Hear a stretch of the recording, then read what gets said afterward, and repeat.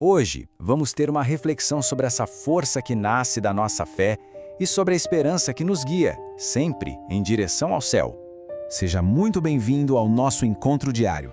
Neste nosso momento de reflexão, vamos conversar um pouco sobre a fortaleza espiritual. Sabe, tentar entender como as provações da vida, quando a gente vive com fé, se transformam num caminho, um caminho para aquela recompensa que nos foi prometida lá nos céus. É curioso pensar, não é? A gente mal celebra o nascimento do Senhor e a igreja já nos coloca diante do testemunho de Santo Estevão. A festa dele, logo depois do Natal, vem nos lembrar de uma verdade muito profunda. A cruz está sempre pertinho de Jesus e, claro, daqueles que o seguem. E olhe, estas palavras do próprio Senhor não são uma hipótese, um talvez.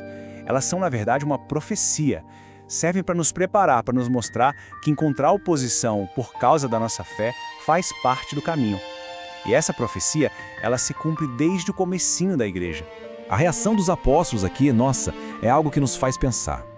Eles não só aguentaram a perseguição, mas saíram gozosos, quer dizer, cheios de alegria. Eles entenderam que sofrer pelo nome de Jesus não era uma desgraça, mas sim uma honra, um verdadeiro privilégio. E essa realidade da perseguição não é algo que ficou lá no passado, não. Ela continua bem presente, só que muitas vezes ela aparece de um jeito novo, mais sutil, mas que não deixa de ser um desafio para a nossa fé. Se antigamente a perseguição era muito clara, com violência física, com martírio de sangue, hoje ela se manifesta de um jeito mais escondido. Ela acontece naquela ironia que tenta zombar do que é sagrado, na calúnia que distorce a verdade, naquela pressão social que nos empurra para longe dos valores do Evangelho. É impressionante como Santo Agostinho, há tantos séculos, parece que estava descrevendo os nossos dias. A fé, hoje em dia, não é combatida com a espada, mas com argumentos que enganam, com armadilhas que tentam nos convencer, bem de mansinho, a abandonar Cristo. Essa contradição moderna a gente vê de muitas formas, não é? É quando os valores cristãos são tratados como algo velho, ultrapassado, quando a gente sente aquela pressão para agir como todo mundo, mesmo que seja contra a nossa consciência, ou quando se torna tão difícil educar os filhos na fé, ou quando sofremos com a maldade na língua das pessoas e às vezes até com a falta de compreensão de quem deveria nos apoiar. Diante de tudo isso, a pergunta que fica no coração é: como a gente deve reagir? Qual é a resposta que o Senhor espera de nós? A resposta não está na força do mundo, de jeito nenhum, mas naquela fortaleza que vem do alto. O caminho cristão é muito claro. Primeiro, a oração. É ela que nos une à verdadeira fonte de toda a força. Segundo, a paciência, a capacidade de suportar sem nunca, jamais pagar o mal com o mal. E terceiro, o ponto mais alto da caridade, amar e rezar por aqueles que nos contrariam. É desse jeito que a provação vira um instrumento que purifica a nossa alma. E São Paulo nos revela o segredo dessa força. A alegria no meio da tribulação não vem de um esforço nosso, mas de uma união profunda com Cristo.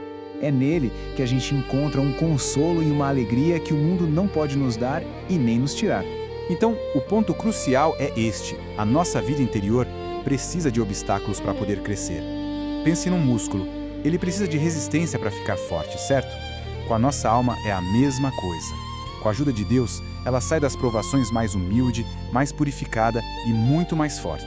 E depois da luta, depois de perseverar, qual é a promessa? O Senhor aponta para a nossa recompensa final, a nossa verdadeira pátria. Essa é uma exortação para a gente ouvir com o coração. É a última das bem-aventuranças, uma promessa apaixonada de Jesus. O convite não é para a gente apenas suportar, mas para se alegrar, para exultar, porque a recompensa no céu será imensa. É Ele mesmo quem garante. E São Paulo vem reforçar essa certeza. Toda dor, toda dificuldade que a gente possa passar aqui, por mais pesada que pareça, se torna pequena, quase nada, quando a gente compara com a glória que está preparada para nós na eternidade. Portanto, o grande segredo para perseverar é este: manter os nossos olhos fixos no céu. Quando a gente alimenta no coração a esperança da vida eterna, encontramos a força para sermos firmes diante de qualquer dificuldade. Compartilhe com seus amigos esse momento de oração. Louvado seja nosso Senhor Jesus Cristo. Para sempre seja louvado.